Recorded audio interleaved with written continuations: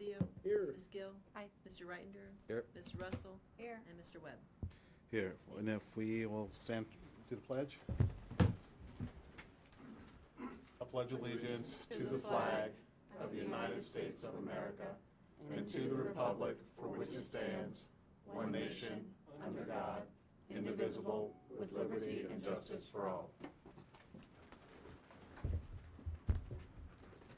All right, and before we, the adoption of the agenda, I want to kind of make a change of order and then ask for a motion.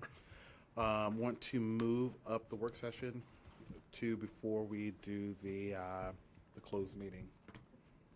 All right, and with that adjustment, we'll entertain ask for a motion to adopt the agenda. Moved. Second. All right, all in favor? Aye. Aye. Okay. All right, and we will get started with school safety recommendations. I'll turn it over back to Noonan. All right, good evening, members of the board. Glad to see you all here tonight. Tonight, first of all, happy end of the school year. I haven't had a chance to see you since school let out on Friday. Everybody got away safely, which I think was a success for all of us. And we're excited to now begin the process of planning, or really continue the process of planning for next year. Oftentimes I'm asked, what do you do during the summer? It must be nice and quiet around there. And I say it is quiet, but we're planning a 9-month party for 2,750 of our best friends. So that's what we'll be doing for the next few months. So with that, what I'd like to do tonight is offer you sort of an opportunity to discuss with us our school safety recommendations. And as we get into that, and before we get to the actual recommendations, I want to take you back along with the community to where we've been and how we got to where we are. And so on the very first page of the presentation, you'll see the topics for work session 1, work session 2, and work session 3. And really, work session 1 was an overview of the best practices, an overview of our current practices, those things that we currently have in place in our 5 buildings. Work session 2, which happened in May, was an overview of those best practices that we've sort of searched out, looked at some research, looked at some data, had some conversations with experts in the field. And tonight's work session is really to talk about recommendations to be able to close the gap between what we have found are our current practices and what those best practices are. So I'd like to just walk you through a few slides really quickly to begin with physical security. And this kind of goes back to our current reality from work session 1. Some things that we currently have in place which frankly exceed some of the safety and security measures of some of our surrounding jurisdictions are things like security cameras. We do have security cameras at all of our schools that are monitored on a routine basis that can be turned over to the police department if necessary. We have all of our alarm systems like everyone else does. For the most part, we have limited entry door systems in those places that we do have entry. We also have security that are stationed in our buildings. We have access control panels where our badges, you have to swipe in to be able to get into the building, which is really helpful for us in limiting access. We also have really great lighting at our buildings. And then we also have the employee ID Prox badges, which kind of goes to that idea of access control. On the interior, we do have all of our entrances that are monitored in a variety of different ways through not only Securitas and security, which are second on the list of security safety patrol, but we also have video monitoring and the like. We do a lot of visitor screening. Many of you are aware that we do the lobby guard now in our buildings. People put their licenses in and it's scanned and goes through an appropriate vetting. We do have, again, the ID badges for our staff and faculty to wear. Our classroom doors are operated through locks, and then we do cover our classroom windows and doors if need be. Additionally, we have an SRO that is assigned, there we go, to George Mason High School in Mary Ellen Henderson, and we want to thank Clark Gagnon. He's been a real asset to our team in both of those buildings. On a number of occasions we've gone to him. We continue to build and establish and build a really great relationship with the police department Mary Gavin, Tom Polera, and other fire services. And anytime there is something that goes down, which involves more than one agency other than ourselves, one or more, we do after-action reports, and we do spend some time doing an analysis of what worked and what didn't, and then have regular meetings with the Public School Safety Command and our school administrators, and that is at the district level. We have had now, I think, 3 different occasions where School Safety Command, or Public Safety Command has come in to work with us. On the internal side, we do have a way of communicating with everybody all at the same time through the PA system. We continue to do our emergency drills, whether it's for safety and security or tornado or earthquake. We do have a division-wide radio system which is maintained. We can communicate with SEVI and the security team and Clark Gagnon and everyone else in an instant through that. And to make sure that all of those systems stay up to speed, we do have a generator in each of our buildings that work through. We have repeaters in the buildings so that we can expand the coverage at Mary Ellen Henderson and at Jesse Thackeray as well. Then, this isn't working. Okay. Okay, there we go. So then we looked in session 2. So that was our current reality. And in work session 2, we took a look at what the Virginia Department of Education has identified as sort of the major areas that we need to be paying attention to with respect to school safety and security. And the way that they speak of it is they talk about maintaining a safe and secure school building. So it talks about prevention, protection, mitigation, response, and recovery. And under each of those major headings, we were able to discern what are some of the best practices that are out there with respect to school safety and security. So when we look at prevention, for example, there are a number of things that best practice tells us we should have in place in our schools to prevent any kind of emergency incident. So first and foremost is to establish a threat assessment team. First determine, is there a threat here? So all of our boards our school board, are required to establish TATs for the Virginia Code, and we identify our at-risk youth through multidisciplinary planning, and we have really strong threat assessment teams at each of our schools. So we gave that a plus, and the plus is a green. You might remember kind of going back to that coding system.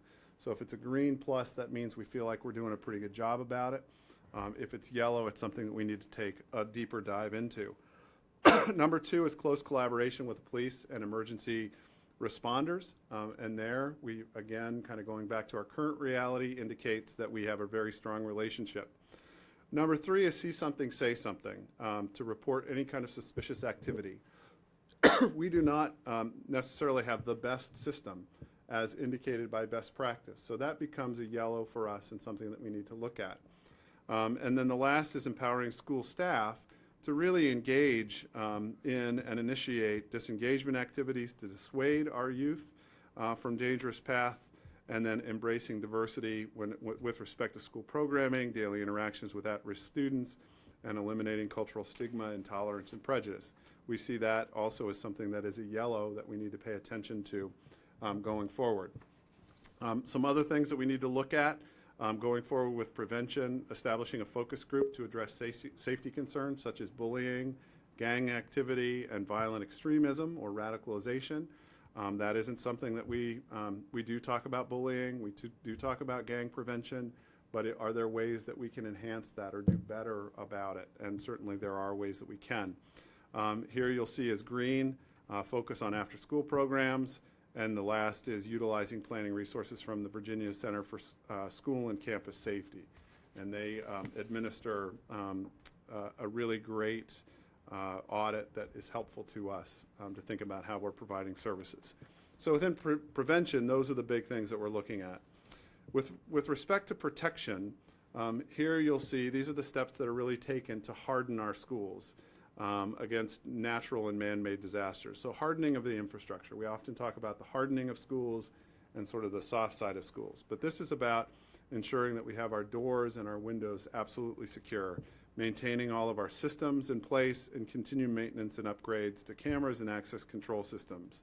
We think there are some things that we can look at to do differently going forward that can help support hardening our schools. So that's why it earned a yellow with us. Looking at our security staff, we in many ways exceed almost all of the, certainly all of the surrounding jurisdictions with respect to security staff. And that's through Securitas, and then also maintain that really strong relationship with our police and school safety teams. And so that earned us a plus, a green plus.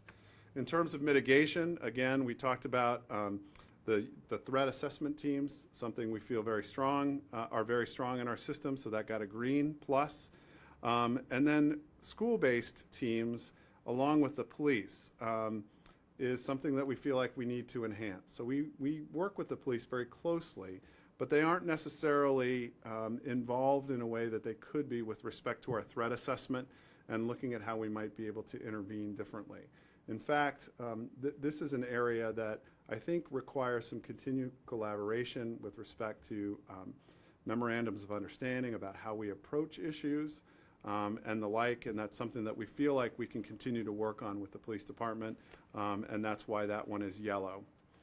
The next is response, and here we see with response, communication with staff, parents, students, and the greater community is something that we really feel like we can work on.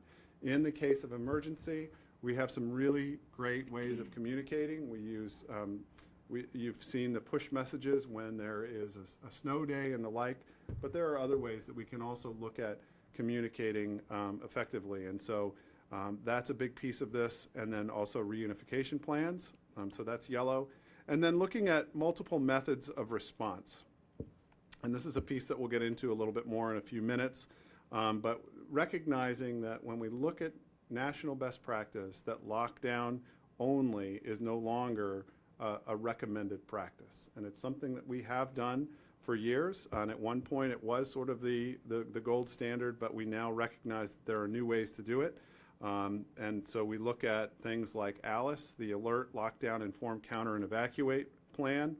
And then ultimately empowering our teachers to really have control over their situation that they're in, and allowing those teachers to exercise multiple options with students, knowing that evacuation is really the first and foremost hope in a negative situation. And last is recovery. In recovery, you'll see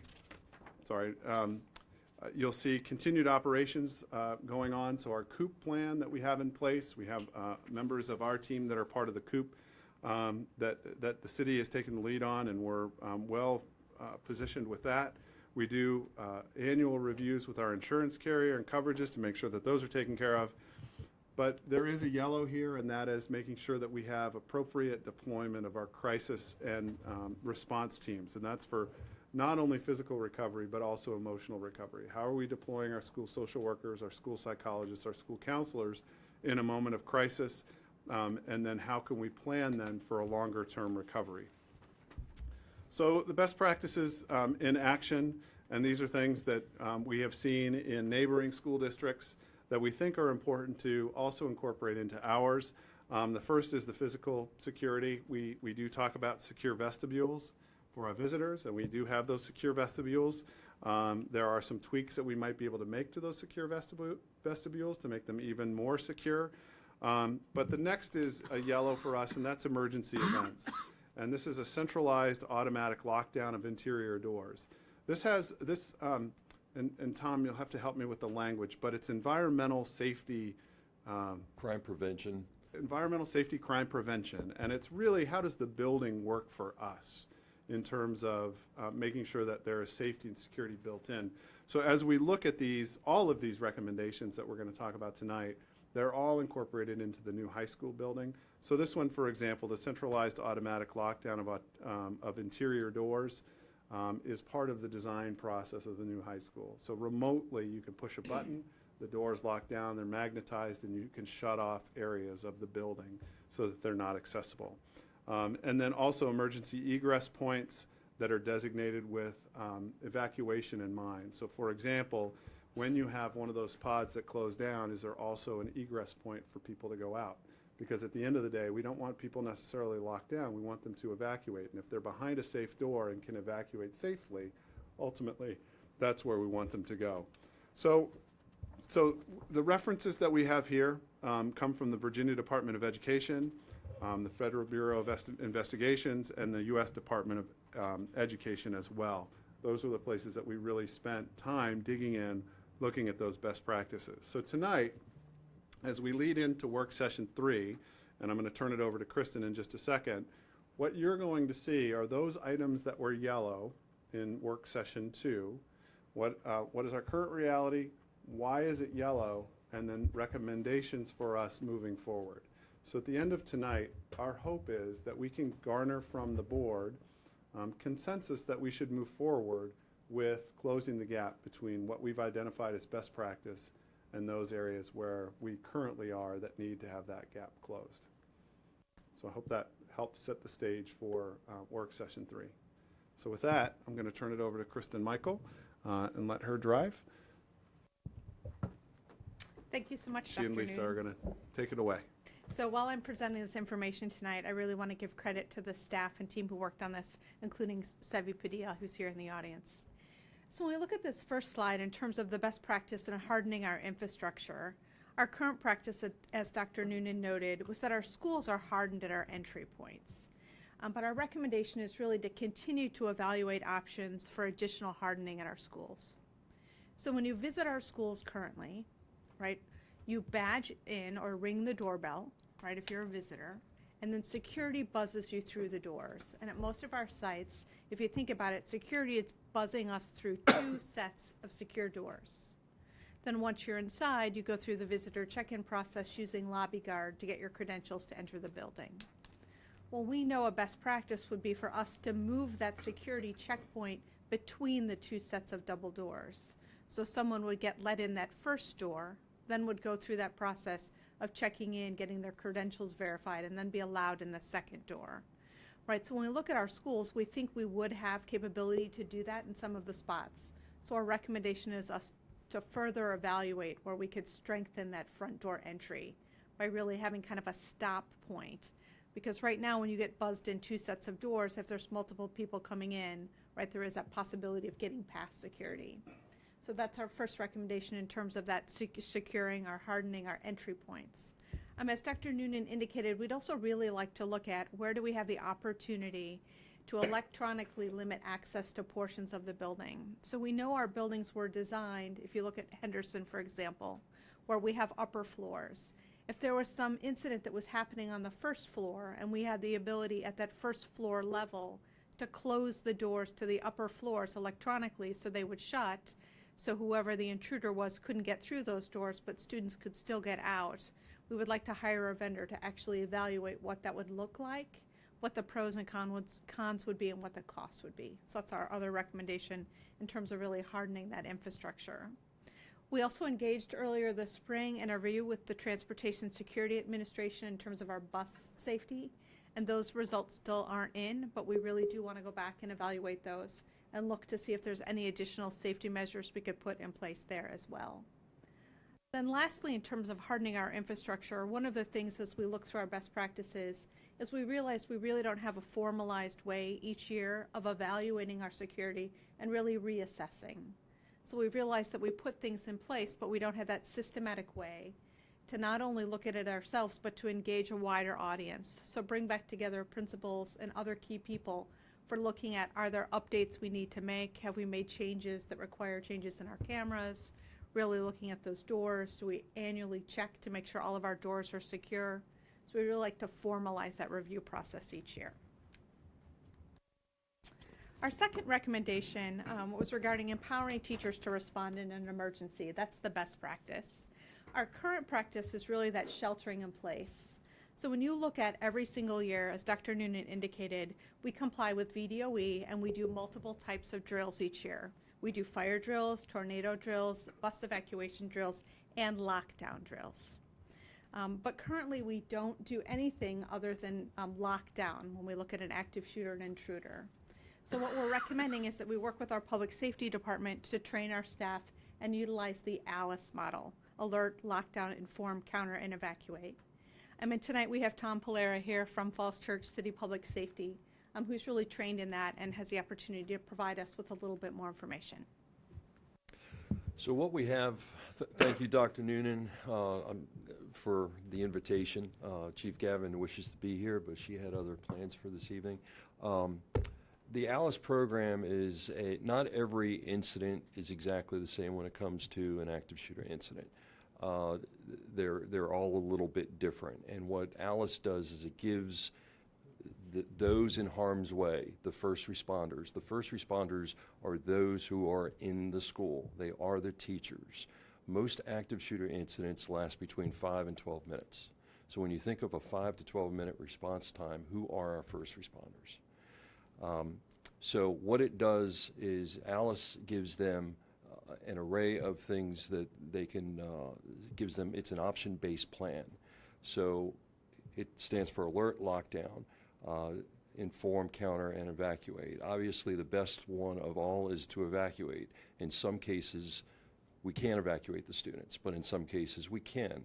When we look at the size of our schools and we look at if the right information is going out to the right people at the right time, we can give a definitive area where a shooter might be in a school. And if you say there might be a shooter in the library, can other people evacuate the school if you have someone in the library? Currently, the system that we're working under is a passive approach system, lockdown only. And when we think about lockdown, we think about shutting the door, turning the lights off, hiding in the corner. That is a recipe for disaster. And so most places are moving away from the passive response to a proactive options-based response. And that's what ALICE gives you. I want to say it was April, I was able to witness the lockdown drill in our jurisdiction.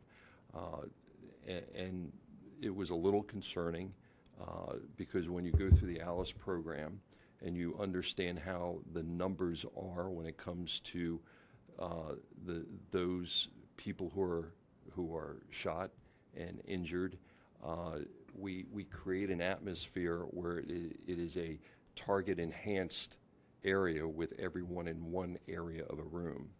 So what ALICE does, when you think of lockdown, lockdown is not just sitting in the corner, locking the door. It is barricading.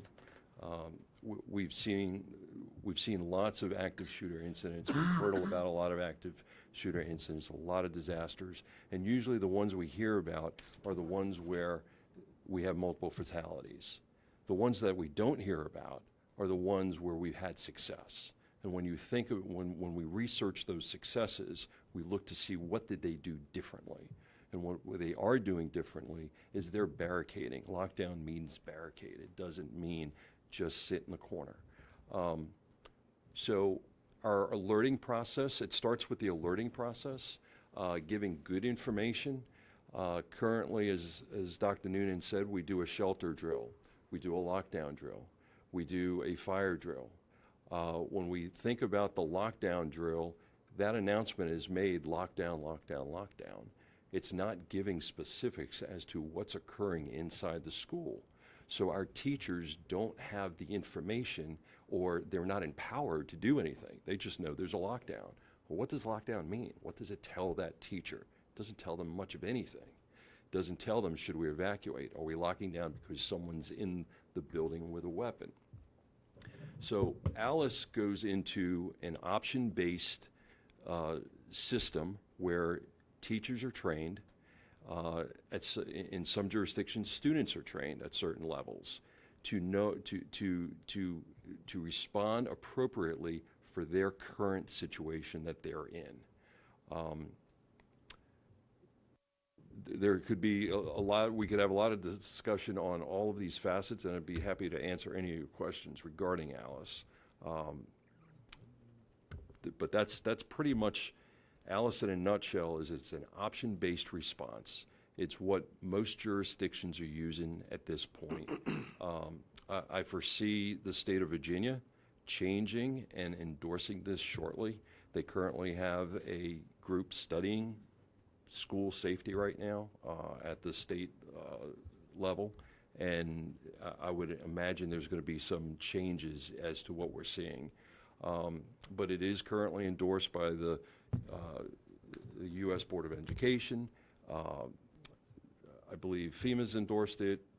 We've got a long list of endorsements, Department of Justice. The state doesn't come straight out and say we endorse it, but they also aren't saying that it should not be used. I've had discussions with the Secretary of Public Safety on this, and he's also looking that this will be the way of the future. But right now, it's moving away from a passive approach to a proactive response where teachers can make decisions based upon them being in harm's way, them and their students. So when Tom came and spoke to us, I'm going to interject here just for a second, as an administrative leadership team for the division, one of the things that he did was he sort of painted a picture of a number of different circumstances that there were lockdowns versus any kind of options-based program. And one of them was extremely compelling to me, and I think I shared it before, and I'll just share it again, and it was the Columbine Yes. experience. So the Columbine experience, that was a watershed moment for law enforcement, because when law enforcement respond prior to that, they would call in SWAT teams to figure out what are we going to do in this situation. So in Columbine, they waited outside. That doesn't happen today. We've learned from those incidents that you've got to get into the building right away. But what was interesting in that there were 1,900 students who evacuated Columbine, 1,900. 10 of the 12 that were killed at Columbine were in the library. And I invite you, you can Google this on YouTube, librarian Patty Columbine, and if you pull that up, it's the librarian telling the kids to get down, to get under the tables, and you hear the shooting in the background. Now, she was on the phone with law enforcement, with dispatch. She was on the phone for over 5 minutes, and you hear the shooting coming closer and closer and closer. As the kids were trying to exit, she was telling them to get under the tables, because that was what she was taught. They got under the tables, and 10 of the 12 were killed under the tables. At the same time, within 20 feet, there was an exit. They could have evacuated.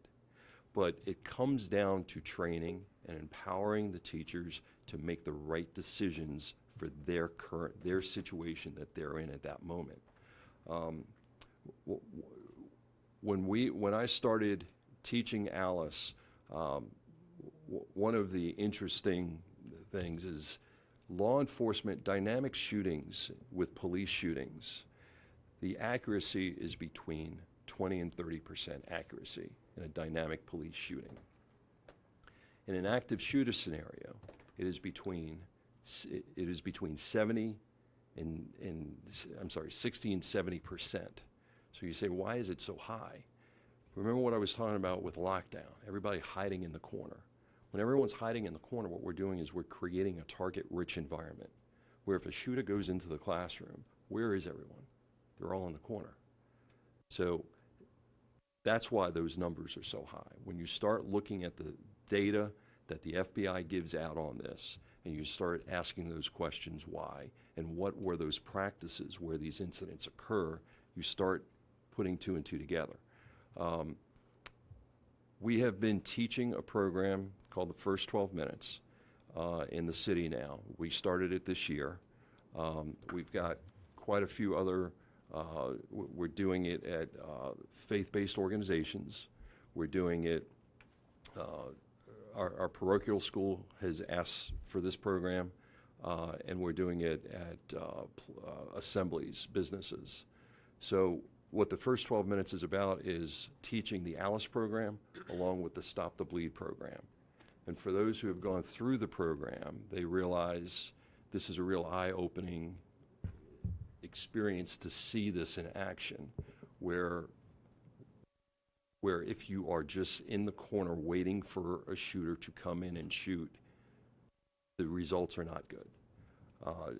When we are doing these other things, we teach lockdown. When we teach lockdown, we teach barricade. What does that mean? And then we also teach counter. We talk about counter and how to counter.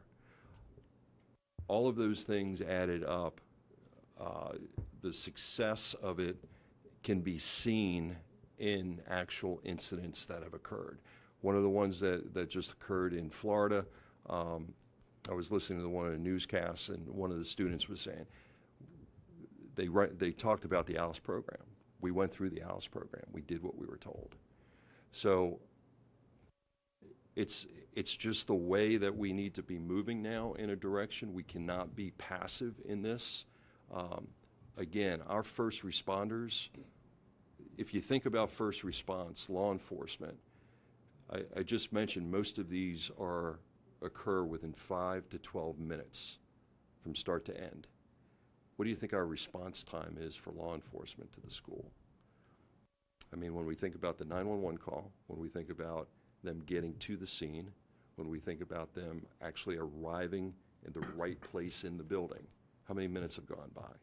So our first responders are really the teachers. Be happy to answer any questions you may have on this. We can either do that now, or we can continue with the recommendations, and then come back to that. Perhaps that's a better way. I thought it was important for Tom to come, just because he's the one who's training people in the city. Could share some more information. So our next best practice is see something, say something. Currently, when we look at what we're doing in terms of having students speak up and tell us if they see something, our practice is really informal and it varies by school. So for example, at Mary Ellen Henderson, they have a web page set up where students can send in comments if there's something that they're concerned about. But we don't have a really systematic way to ensure that we're getting the message out to not only all of our students, but our employees in the community consistently across all the schools. So we're recommending that we design and implement an FCCPS See Something, Say Something campaign. So what we would do is we would develop a student tip line where we could report concerns, and then we'd really work to brand and to advertise that tip line to our students, our staff, and the community. It's something that we could look at doing internally, or we could also work with a vendor. We know that there are vendors out there who do provide this service where they're monitoring that tip line for us.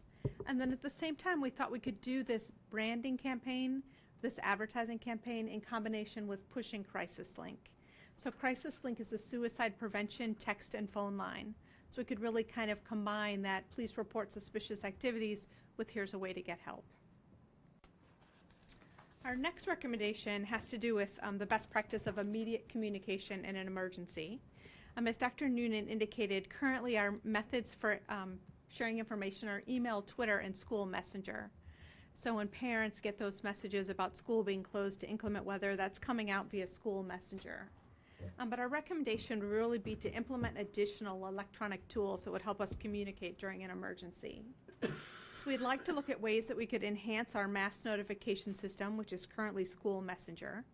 We'd also like to implement a mass notification system that can get messages to students and staff. So if we think about in the middle of an emergency, we have our PA systems in our schools, but what are other ways that we could push messages that could get to students and staff? How could we quickly get a text message out to students? We currently believe that there's capability there for Schoology. Schoology. Thank We've been you. working on that with us. I know, sorry. And I even said it right earlier today. But we really want to explore that further because we believe that in an emergency we really could improve the immediacy of our communication. And we think it's important when we focus on communication that we're really looking at the broad communication, so students, staff, and the community. Our next is our close partnership with public safety, who have been providing us with training and resources. We currently do have a very close relationship with public safety, and it's something that we truly value. Currently, whenever we have an incident, they've been very helpful in terms of meeting with us and really doing that debrief afterwards, really trying to figure out how to address the situation. But our recommendation is to develop a preventative and a systemic training and a dialogue where we can have ongoing meetings and try to focus proactively on potential things that could occur. So a much more proactive and a less reactive thought as we work together. And ALICE is a great example of that, as we've started to have those conversations to try to proactively work to prevent incidents from happening. And at the same time, we would need to update our memorandum of understanding with public safety to more formalize that arrangement. So now I'm going to turn it over to Lisa for the recommendations to close the gap for social and emotional support. Good evening.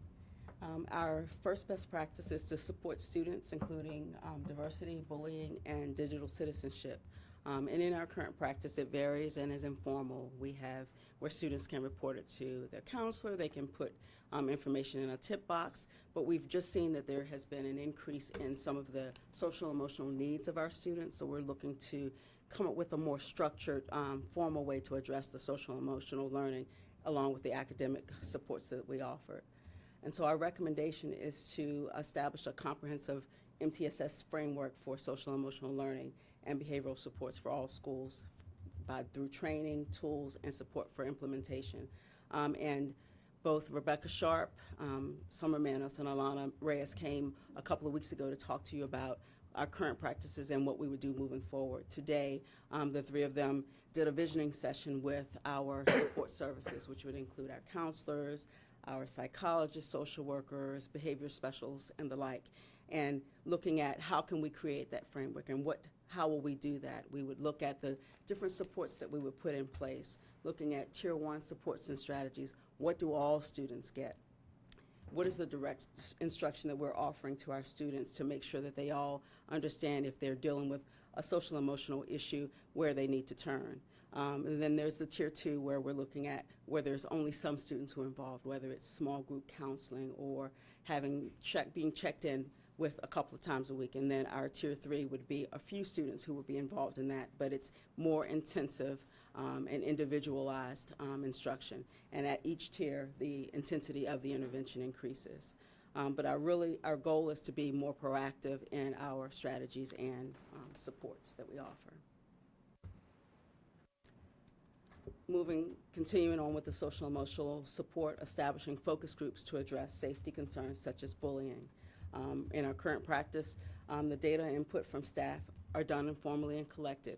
We're required by the Virginia Department of Education to put in, if there are any incidences that happen in our schools, but we need to look at how can we do more prevention rather than reactive to those issues. And so one of the recommendations is to establish a superintendent's ad hoc committee to prevent bullying. And with that ad hoc committee, they would focus on the data collection and developing strategies to address bullying and to gauge students in activities such as building friendship benches and things of the like. And we feel like through the social emotional learning work group that we met with today can be a part of this superintendent's ad hoc committee to help move us forward and work with our families and community partners to support the students' social emotional learning as well as the academic learning, and really set some common expectations for how we move forward to address these concerns. The next best practice is to develop capacity to pick up on and evaluate available or knowable information that might indicate there's a risk or a targeted attack.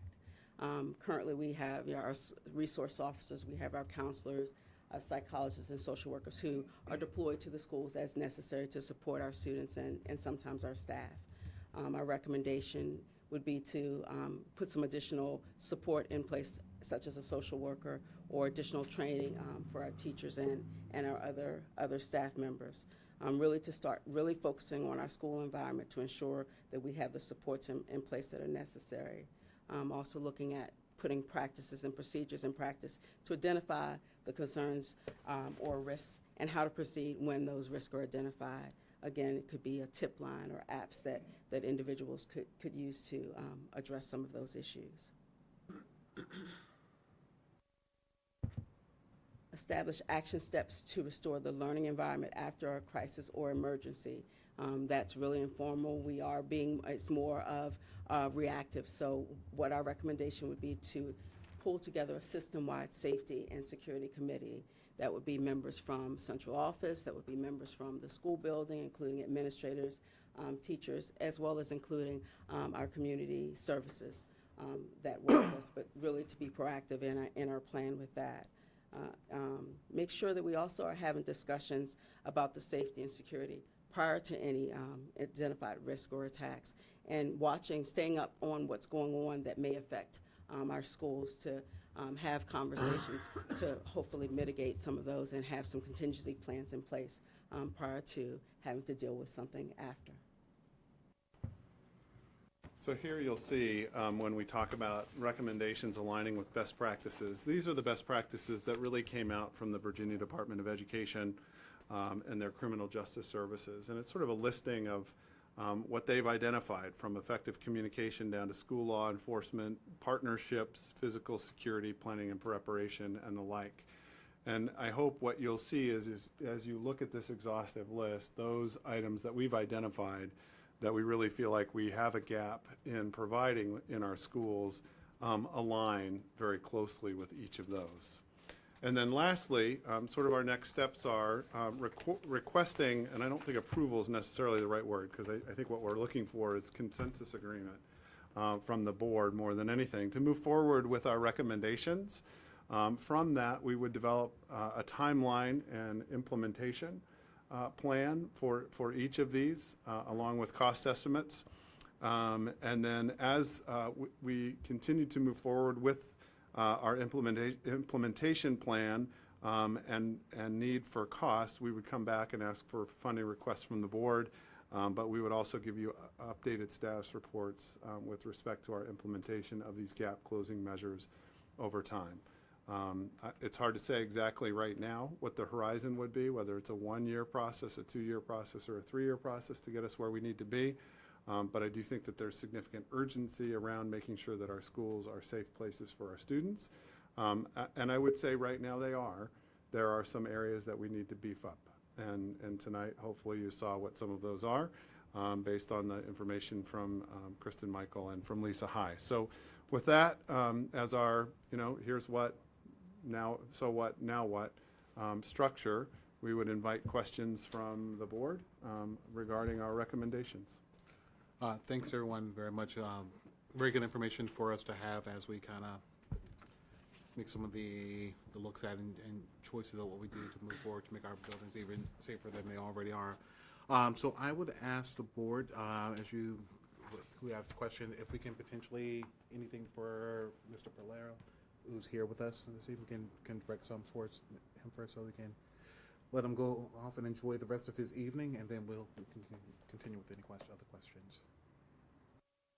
Ms. Russell? So I guess just to first say up front, I'm not necessarily a proponent of lockdown, but I was just curious if there's been any, I guess, downsides that have been identified with regard to Alice, and if there's any deficiencies or things that are concerned where they're thinking they need to fine-tune it more. Most of the controversy that ever came out with Alice has been around now for over a decade, and most of the controversy stems around the counter piece of it. And it's a common sense approach. What I could say on that is, with adults, it's not a problem. With high schools, it's not a problem. With middle schools, to an extent, it's not a problem. It becomes more challenging, not in teaching the teachers, but the implementation at the elementary school level. So that's where, if there's any downside at all, and I would say it's not a downside, it's just the response is different because we're talking about little people at that point. But I would say it's not a downside because the teachers are still learning the process. Other questions? Mr. Anderson? I just wonder, and I don't know to what extent you can get into it in a brief summary, but what does the training actually look like, a typical course? Kind of walk us through maybe what does it look like? Well, we've put together a 3-hour course. So the 3-hour course, the first is about an hour and 15 minutes, and that part of it is a lecture. And it talks about the numbers, the statistics, and it goes through each step of Alice. After we do that, we actually break down into groups. There's one group that works on Stop the Bleed. There's one group that works specifically on lockdown and barricading. And then the other group works on where we actually do simulated simunitions, Nerf machine gun, if you will. So we fire Nerf balls. And we do it in two phases. One, under the traditional approach and the passive approach to lockdown, so they can see what is currently in use in a lot of places and where it doesn't work. And then we implement the Alice side of it and how it does work. And what we find is the shooter is swarmed, if you will. So it's actually an activity that we do, and so that's pretty much it. Then we regroup, we talk about each phase of it, and we talk about what people have learned, the pros and the cons. And so far, I mean, we've done this with church groups, we've done this with city agencies, and we've had nothing but positive response thus far. Thanks. Other questions? Just to clarify on the Stop the Bleed is a secondary portion of it, and it's a tourniquet program. So if someone is hurt, then you can apply a tourniquet, and it's a life-saving mechanism. And Stop the Bleed is a very simple program. We're not making paramedics out of anyone, but it's important that we get tourniquets out in the field, and we recognize what's severe bleeding and how do we stop severe bleeding in a very simple approach. Thanks. Other questions? Mr. Castillo? I'd first ask as a threshold question whether we can make any kind of decision in just operating in open session, because I have some questions about that. I would love to see more information based, it seems to me Alice is more of a incremental development than a completely different way of looking at the world. I don't understand, if you have 4 minutes, if you hear popping noises down the hall, how do we develop situational awareness to know what to do? Do we run out the hall? Do we barricade the doors? How do you give people that information in 4 minutes? I would be interested to hear how that would work. And that is part of the alert phase, getting the right information out there to the right people at the right time. If you investigate that and you say, okay, we can't evacuate. Evacuation is going to be the first choice all the time. But if we know it's right down the hall, we're going to barricade ourselves in here. We're going to do all we can to barricade the doors. And then once we're barricaded in here, we're going to have a conversation. We're not going to hide in the corner and kneel down, but we're going to have a conversation and say, if the shooter comes through this door, what are we going to do? How do we distract the shooter? What do we have to grab in this room to throw at that shooter to make their decisions change from shooting? So it's a great question, but it's one of those questions, when we teach the program, we actually shoot blank bullets in the site that we're doing this at so that people can hear what gunfire sounds like inside a building. Is it as loud as you think it is? Could it be something like a chair falling all over? So we try to educate those who are participants so they can hear those noises and hear what that sounds like so that they can make an informed decision. But I mean, you have to make that decision. You start hearing the noises, you've got 20, 30 seconds to decide what to do, right? Or how do you, I mean, Someone would go out in the hall and investigate it, and if they see a man with a gun and they can't evacuate that area, what would they do? They would then lock down. But if we're talking about a large building, for instance, and I can get on an intercom and call the main office and say, there's a shooter in the science wing of the building or whatever area of that building, that information is then getting out to the rest of the building where everyone else is making a decision based upon the shooter being in that portion of the building. How often are reports in school shootings completely accurate, and how often is there doubt or mistake I would say or just another shooter? 98% of the time, it's a single shooter. 98% of this time. We can't give guarantees that there isn't going to be a second shooter out there, but we have to come up with another option for those to survive. I can't tell you that will Alice work every single time and will no one get injured using Alice? Will no one be shot if they use the Alice principles? No one can make that statement. But we can say that it works compared to doing a passive approach where you do nothing. I've heard one observation is in some instances, shooters have been persuaded to surrender after intervention by public safety, and that the counter could cause them to double down on their violence. What are your thoughts about that? Most of the time, the shooter is not surrendering. Most of the time, the shooter is either taking their life or the police department takes their life in most cases. Oh, we have some recent examples where that wasn't the case, right? I'm sorry? We have some recent examples where that didn't happen, right? And you may not have, you may have someone who does surrender. But usually it's the police officer tackling that person or someone who is in the classroom who attacks that person.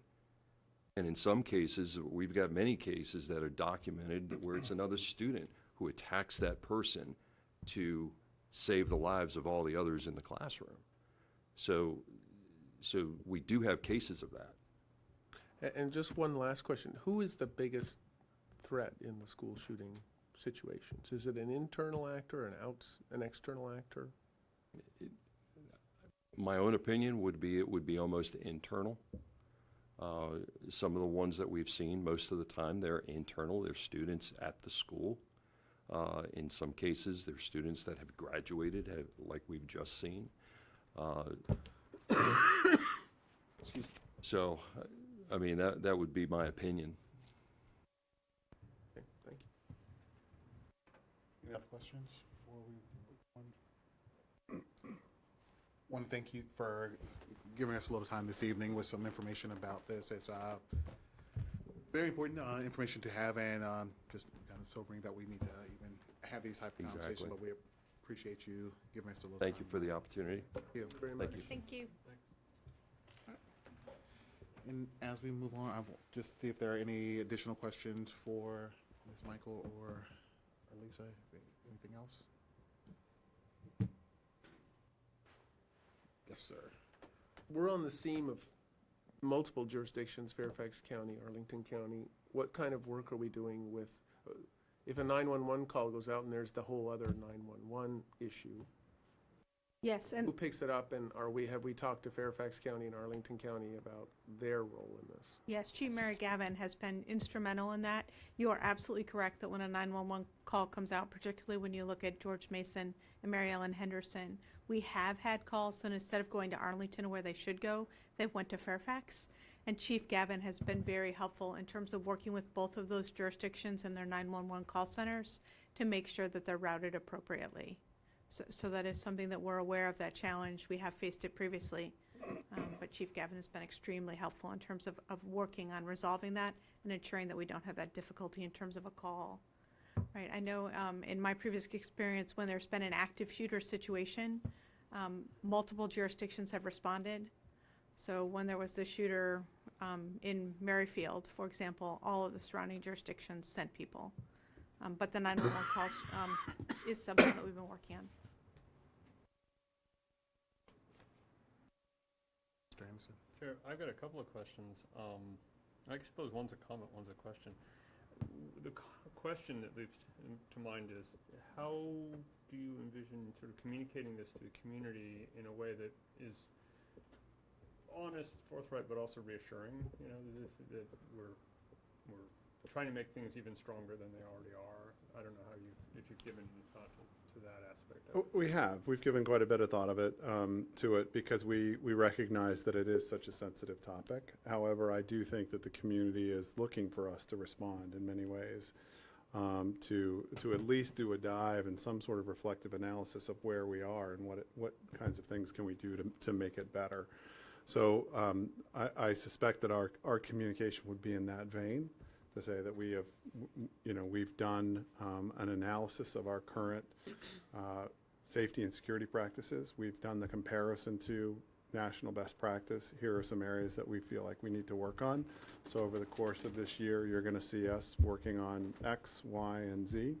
And then when we do get into, for example, retraining around lockdown, there will be lots of communication about that. with the community additionally.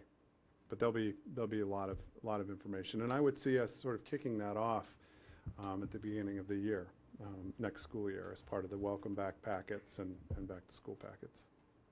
Okay. And I guess the comment is just, it's on one specific thing that triggered some thoughts on the idea of a see something, say something. Just encourage a little bit of thought to the fact that that specific phrase has some fairly negative connotations in some parts of the world, and I wonder if it would if there might be something else we could use that would basically mean the same thing, but not have those same negative. Be like a tip line or something. Yep, Something. I hear you, and we've seen and heard those same concerns. I guess two things. When you talked about the new tip line, it sounded like it was going to be like a call-in kind of thing, and I just want to make sure that we're going to maintain any kind of electronic online tip. Absolutely. Okay, so that there be that option as well still. And we know that having the ability to text is crucial, right? It's crucial in emergency situations. Also, some people are more comfortable communicating that way. So we would have both. Okay, so that's a way that they can submit. And then on one of the slides you talk about, where is it? A strong but caring stance against the code of silence. And I guess how do you envision, I guess rolling that out? So I really think it's part of this better phrase, see something, say something campaign. What we want to talk about is that community shared approach for caring for each other, right? And that it's not negative to say that you need help or that someone else needs help. And we really want to try to make it be positive, so it's not ratting on someone, telling on someone, but it's really expressing shared concern and support for our community as a whole. I also think it weaves perfectly into the IB program and the notion of being a strong community, and what does it mean to be a strong community, and how do we take care of each other, even when somebody does something that is not okay, that taking care of your community is making sure that that person gets the help or support necessary to not do that again. So there are instructional ways that we can weave that in as well. Our kids do an extraordinary job with that already. In fact, there have been a couple of circumstances where we've been able to resolve some issues before they became issues. And that was based on some really great kids coming forward and saying, hey, I have some concerns about X, Y, or Z.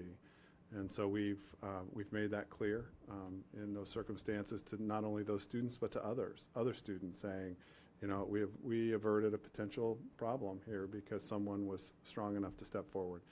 I was heartened, and this is sort of, I don't want to bird walk too far, but one of my reflections about high school graduation this year was, as I looked at those 201 graduates that came across the stage, how much of a community of kids that was. And I don't know if I said it to this board or to somebody else, but I've been to 50 graduations as an example in my personal career. And inevitably there's 5 or 6 kids that walk across the stage that not one person says congratulations to. And every single one of our kids had a rousing applause from their peers. And I think it spoke to that sense of community that we've really tried to build. So I think it's leveraging that and being able to talk with kids about that. And I think that starts at elementary school, works its way through middle and into high. So I think there are some really powerful ways that we can work it into the curriculum, into the IB curriculum, but also as part of our process around the tip line. It's your responsibility as a person in this community to help us be safe. So how are you going to do that? Try a long-winded answer, sorry, but it was. Other questions? What were some of the options you considered and rejected, and why? Or what would you like to do, but you don't think it's feasible? I'm not completely certain that retrofitting some of our buildings, as we've put into our recommendations, are feasible, but we didn't want to take them off the table. We considered an option of gates at schools. We considered options of fencing at schools, and I think we rejected those because we're a community school, and we really believe that part of being a community school is having access to our school. I think we considered talking with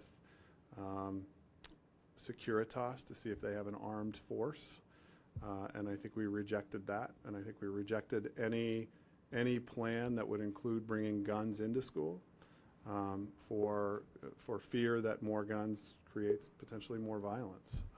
And I think that there's evidence out there that in some circles that suggests that, in urban settings particularly. As I mentioned before in another meeting, there's been some concern about insurance companies covering school districts whose teachers or security guards are armed. They're pulling their security plans or their insurance plans. So we rejected that. We looked at retrofitting the building with. I saw one building that had that was brand new that had these smoke pods that exploded when there was an intruder to cause I don't know what the right word is, disorientation, I suppose, of whomever is there. And I think we rejected that one because I think it creates disorientation for everyone. And it doesn't help us in an environment where we have video cameras, live feed video cameras that can say where an active shooter is. If you can't see that active shooter, you can't communicate and you can't engage in sort of that activation. So those were a few of the things that I think we looked at and rejected. I think primarily we were pretty attuned to what those best practices that the state and FBI and also U.S. Department of Education have put out as those that are considered best practices. So I have a couple of thoughts. They may all be comments rather than questions. You did the breakdown at the end on the 9 things that the state recommends. First off, generally, I'm in strong support of following on the plan. You suggested it on a personal matter. If you're looking for consensus from the board, you have certainly my support. On those, I personally think it's easy to overinvest in the bottom 4 and underinvest in the top 5.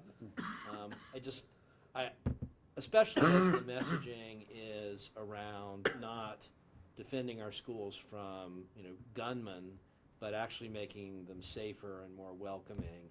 I think, a $1 on bullying prevention or connecting people who aren't otherwise connected will often return far greater value than an extra vestibule. And if it's choice between a school counselor and $120,000 for the vestibule on the front of a school, I'll take the school counselor.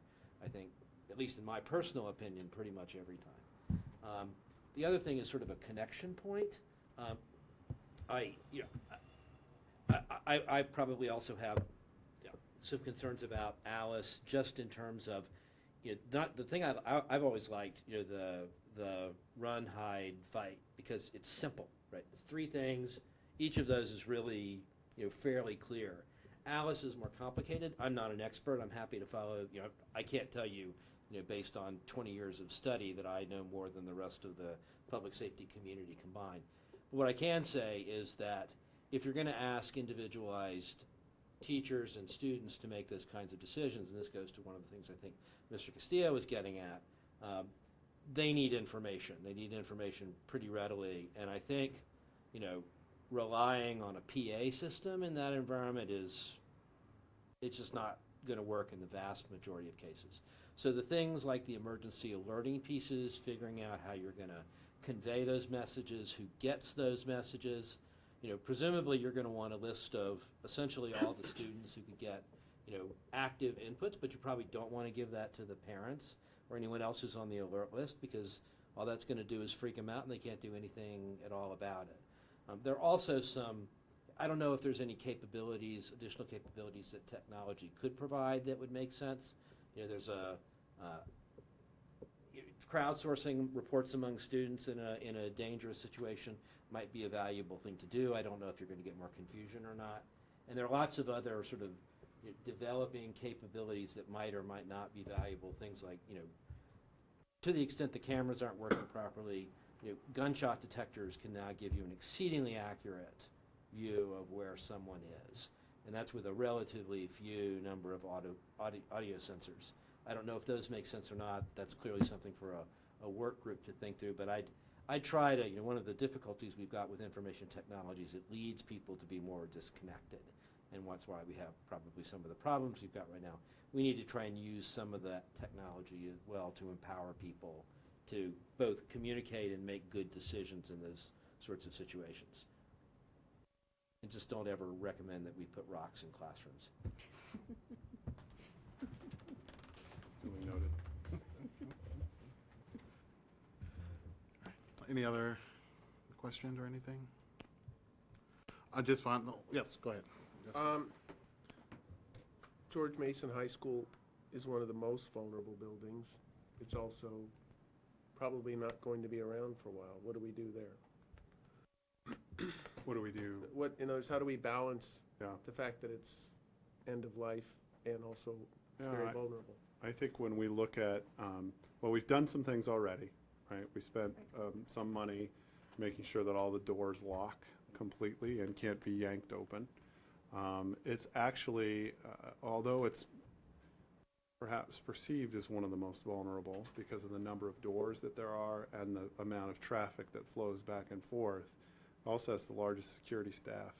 It also has staff that are walking the campus on a routine basis. It also has the most assistant principals. It has the most adults. So in some ways, that helps offset some of that. But I do think that,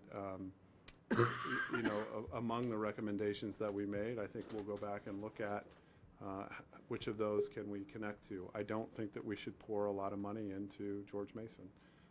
But if there is some money that we can put into it that would be helpful, in the short term, I think we should. In our conversations with peers in the region, we also know that one place we need to focus is working with our students to ensure that they're helping us be safe. Right, so when you look at, door vulnerabilities, for example, right, that can happen if the door is propped open, if a student's holding a door open for someone else. It's really just kind of refreshing and reminding everybody about how being safe is a community effort and what they can do to contribute. But that does raise another question, the secure vestibules. A secure vestibule at George Mason or its successor, I mean, you've got hundreds of students going in there. And I think you got to ask yourself, is that really feasible? I don't know that it is feasible at George Mason. I think it's something we can look at and figure out what the costs are. But I can assure you that the next George Mason will have a secure vestibule. But I do think it's worth us at least looking at to see what the costs would be to secure the vestibule there. And have you thought about what security looks like in a 6-story building? Okay, that's good. And I think that's, part of that is being able to cordon off areas remotely.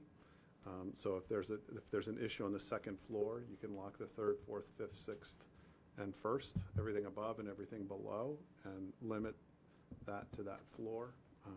So I think a lot of that goes into these future conversations.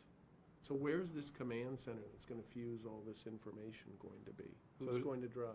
So there's it's a good question. There's a couple of things to consider. One is we have multiple people that have video feeds live from remote areas that can also communicate with the high school instantaneously through radios and through cell phones if need be. We have a live feed that goes directly to the police department.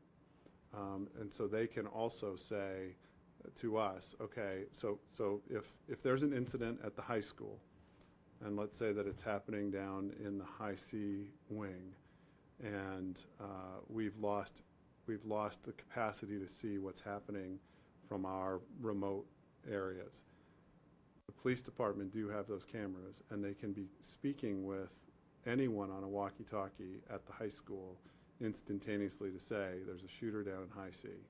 That allows us then the capacity to be able to get communication out, whether it's through the PA, whether it's through a push system, wherever there's an active shooter in the High C area.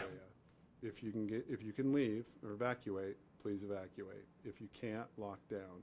If you're engaged, then you need to, fight back. So there are a number of I don't know if that's answering your question directly or not, but there are a number of ways that we have eyes inside those buildings, and ways to communicate with those buildings, so long as our video cameras continue to maintain the integrity. Be good to have a backup plan if that doesn't work, because I would think they would be some of the first things to go, or if there's fire or smoke, we'd lose those. I guess just one last thing. I agree with Mr. Reitinger that I think there's a big difference between treating the causes and the symptoms. And much of the expensive hardening stuff is completely symptoms-based.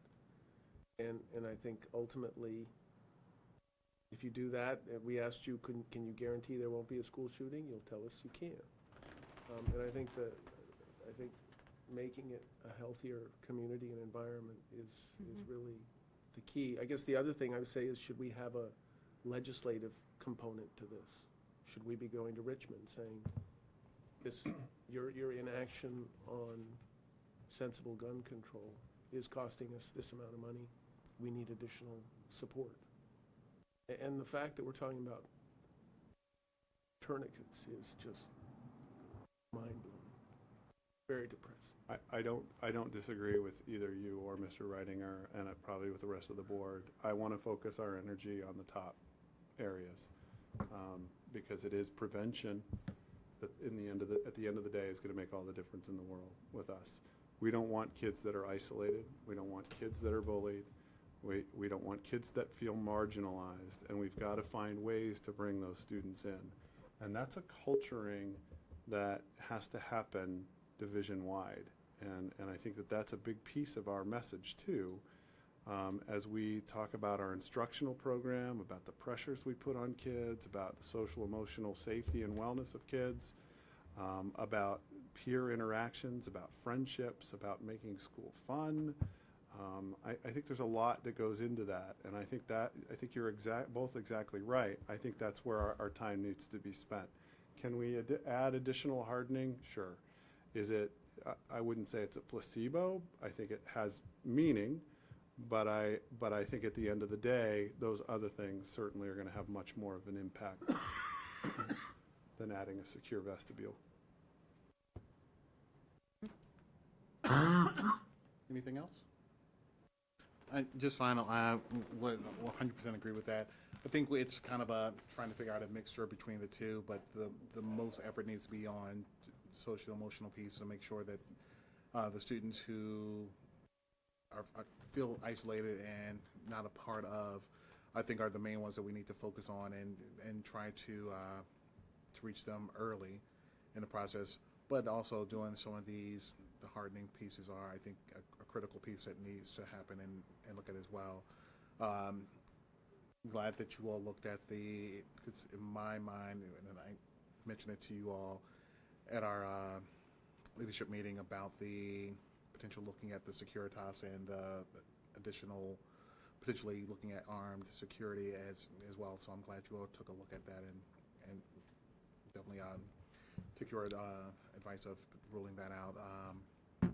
But I think overall, I think it's just a different times that we live in that we have to kind of look at these things. But I think the sooner we look at ways to potentially reach those students who need that additional support, the better I think we all are to try to avoid some of these situations, because we've seen in many of the incidents that have happened, that is where some of that social emotional piece has come into play. So if we do our part to try to prevent, I think other areas that we're looking at, good as they may be, but may be things that we can avoid a lot of those things. But what all do you all want from us? So I think what we would like from you is just sort of general consensus that we can move forward looking at these things and developing implementation plans to begin closing the gap on some of those practices that we see that there are gaps in.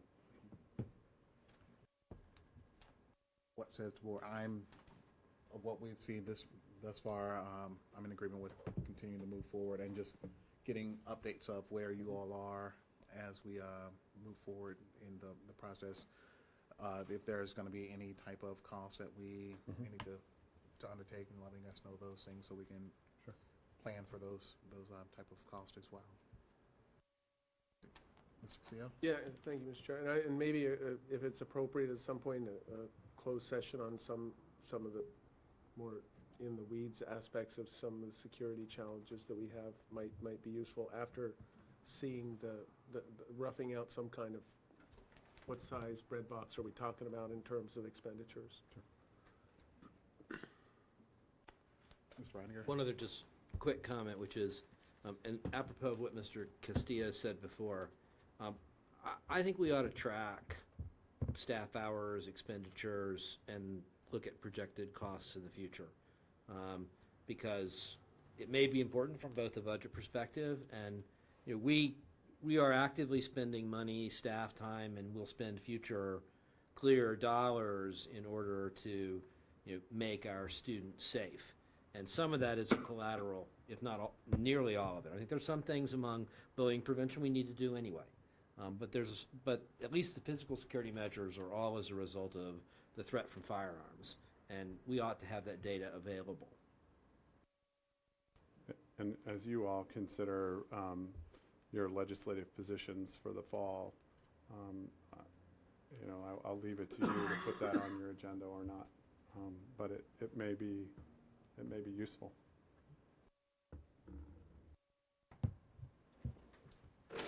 Any other thoughts or comments before we move on? All right.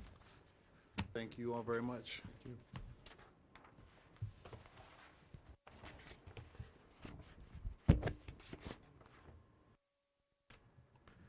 All right, next we're going to discussion of the proposed joint meeting with City Council regarding goals and values, and I will turn it over to between, I guess, Dr. Noonan and Mr. Anderson, and see who has. Yeah, I'll just quickly say, I think that there was a conversation recently about the potentiality of hosting a joint meeting between the city school board and the city council. It came up in a couple of different conversations. One was at the campus coordinating committee, another was, I can't remember where the other place was. Budget finance as well. And so I think that there was at least a couple of people that were really thinking that it would be a good idea to perhaps have this meeting, but I'll let Mr. Anderson sort of talk about his vision for this. Yeah, thanks. General, I try not to think too much into the specifics of a thing like this when we're just sort of talking about the idea, because the details we could figure out. It's really the principle of whether we want to do it that for me is important. But recognizing that both we and council have specific legally defined roles, recognizing that up front, there are a lot of areas that we need to work closely together across the city, respecting those roles. Things like the budget, things like George Mason and the economic development that's going on at the West End. That's why we have the campus coordinating committee, among other reasons. And I think we could do those jobs and those roles more effectively if we can communicate with the council about our goals and our values and the issues we're wrestling with, and how we're trying to approach those, and if we understand theirs better, not say that we don't, but to understand the same for them in a better way. And so the thought was a joint meeting to really sort of focus on those sorts of topics, the sorts of goals, values, the issues that we're both dealing with, the sorts of things that we're trying to approach that are of mutual interest, and to help us do a better job overall of serving the city as a whole. And if this is something that we think we want to pursue, reaching out to see if there's interest on the other side, and then working out the process of what the agenda might look like is starting to get down to a stage that we could do after we've figured out whether we want to do it in general to start with.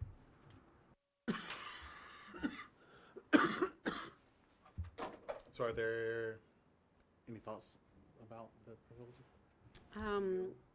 I like the idea of setting up a joint meeting. I think obviously the threshold issue is, does city council want to meet with us? So finding out, are they also amenable to it, or are they like, we don't even want to do that, at which point it kind of stops the conversation for a little while, and then we don't have to go with further planning. So I think that would be where we should start, is to find out if they're amenable to the idea at all. because I think it is a good idea. I would say generally when it came up at the Budget and Finance, it seemed fairly positive, and that was with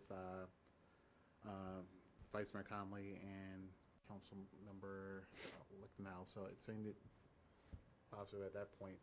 But that's Those are two, yeah. two of their seven members. Those are yeah. two, and one of those is a pretty, I think the vice mayor would definitely, is always in favor of more collaboration. So finding out some of the other more, would be more, I will say just briefly that I had a conversation across the driveway with the mayor about it, and it was not a detailed conversation, but I mentioned we were having the work session, and he seemed amenable to the idea as well. I was just going to say, looked like you had a wealth of comments over there, Mr. No, Castillo. I have a question. Yes, And sir. the question would be, and I don't know the answer to this, would the city manager and the superintendent be there for some or all of it? And how would that affect the dynamic? And that thought just came to me, and I don't know what to do with it beyond that. And the only other thing I would say is, I think it would be really important and a real pain that everybody be there who's invited. I would agree with that, I think making every effort for everyone to try to be there, which is always a challenge of getting 14 people into a room together. But I do think it would be helpful if everyone could be there. And I would think the manager and superintendent would be there for the bulk of the meeting. There may be a point where it would just be us, but I would think they would at least be the leads on kind of helping to the shape, being that the two of you are the 9 to 5 guys, where it would be a little bit more challenging sometimes for myself and the mayor potentially getting together trying to figure it all out. If I can interject. You most certainly can. Just to say, having done this and having had this experience in another jurisdiction between a city school board and a city council, I was part of all of it, and I think it was very valuable to have the staff there, myself and the city manager, from the perspective of there was some sort of duty in terms of helping kick it off and talk about kind of what the hopes and desires were for the day. And we stayed for the whole thing. The piece that I would strongly consider is having an outside facilitator support the meeting, to come in as a third party to, as you got into the agenda, because if the agenda is to talk about shared goals and aspirations for the city, here's what we're doing to support that, let's hear what you're doing to support that. I think it would be extraordinarily helpful to have a third party there. And that was useful to us. This is not on this, what is that infernal beeping? Really getting on my nerves. I don't even hear it. Yeah, I'm with you. Been going the whole meeting. There's a sound periodically that sounds a bit Beep. like boop. Yep. Oh. Sometimes rapidly. I normally have trouble with those myself. I'm managing to block it out. I was gonna say, I managed to just filter it out. I'm Phil. like so used to background noise in my house. I think My kid and spouse filters on. so much. I don't hear anything. Okay. Someone asked me sorry. for a password on the phone or something. Yeah. Like, Shields up.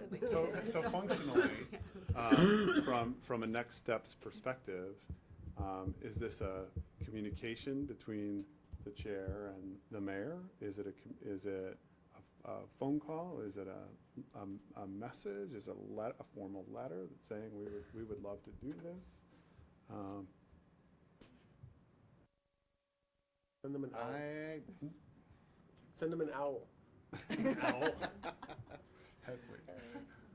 I guess it would be or email or phone call. I can call Dave and just kind of at least put it out there and just get, if he is amenable to it, if they will reach out, I will contact you, and then he would reach out to Wyatt, and then in the process of trying to figure out I at guess some point this summer. one thing I'd like to see happen though is not just Wyatt and the mayor saying, yes, we want to have this meeting, but somehow getting specific responses from all of general government, just because, like Aaron said, I think it's very important to have, or Justin said, to have them all there to the extent possible, and all of us there. And so I think it's important to get this. Reach out to, the communications I would have with Dave, would be to poll your colleagues to see their willingness to make every effort to, if we do this, to make every effort to be there so that we can all be in the room together, so we can get the next year off to a great start, so we can kind of do some planning and kind of have some general ideas of where budgetarily we're starting at, where some of our needs may already be thinking about, where we may have some costs. So I think that would be fair. So we'll definitely, in that communication with him, kind of start there and say, if he agrees to it, can you poll your colleagues and see what they're open to having the same type of retreat, a few hours during, I guess, Saturday or Sunday or whatever works to get the majority of us in a room together. And I would advise to consider, I guess I would consider staying away from topics that would be petty, controversial, but instead talk about where are our shared values and how do we respectively support the city. I think one of the things that could happen, because you want this to happen again, right? And so if it happens the first time and then you get deep into the weeds on a particular topic, that creates consternation, and we may not have that opportunity again. Just a thought. Building on that idea that, if it were to happen and if there was a desire to, if it identified some issues for future conversations, that might be something that committee could be set up for that. But we could deal with that if and when it were to come about. Sounds good to me. Just a Yes, sir. quick note to back up the superintendent's suggestion that a external facilitator be used. Specifically apropos of his last point about staying away from unduly controversial topics. I think there's some things that we ought to work on, including making sure, as Mr. Anderson said before, they understand what our strategic plan looks like, what our processes are, and the same for us with regard to them. But I have a lingering concern that, maybe one of us, maybe one of them, could start to score political points in the first 10 minutes, and we're gone for the day at that point, unless that gets ramped back immediately. And I think external facilitators can call that out or shut it down in a way that will let a meeting proceed. Otherwise, it's a wasted day. I actually would agree with that as much as we may not want to own it, some of us in the room are politicians, so it's always a reason to try to get some points there. So probably an outside person that doesn't have a dog in the fight probably would be something good to have to kind of help keep us on track if we decide to do this. All right. It sounds like we're all right. Thank you all very much, and I will communicate with the board once I reach out to Dave and kind of keep you all in the loop as I get a response back. All right, so now we are back up to the closed meeting. So if someone would please. Mr. Chair? Yes, sir. I think we could roll the two meetings into one, right? I With the right motion. Yeah, I was just going to say, it would be nice to go ahead and get it, so let's do that. I'll give it a shot. Yes, sir. Just a point of order, the closed meeting will have just the board itself in the second half, so as long as that's okay and we can do a division. You can excuse us whenever you like. It's a prerogative of the board. So pursuant to the Virginia Freedom of Information Act, I move that the board convene a closed meeting for the following purposes. Following purpose to discuss or consider the identified subject matter, real property under section 2.2-3711A3, in particular, disposition of publicly held real property and acquisition of real property for a public purpose where discussion in an open meeting would adversely affect the bargaining position or negotiating strategy, student matters under section 2.2-3711A2, in particular, the discipline of a student. And finally, personnel under section 2.2-3711A1, in particular, superintendent evaluation. Thank you, Mr. Castillo. Second? Second. Thank you, Ms. Gill. Ms. Goodell? Mr. Anderson? Yes. Mr. Castillo? Aye. Ms. Gill? Yes. Mr. Reitinger? Yes. Ms. Russell? And Mr. Whitman? Yes. Thank you. So since the board is going into closed session and will end in closed session, we'll shut down the video and other stuff, unless there's objection. Okay?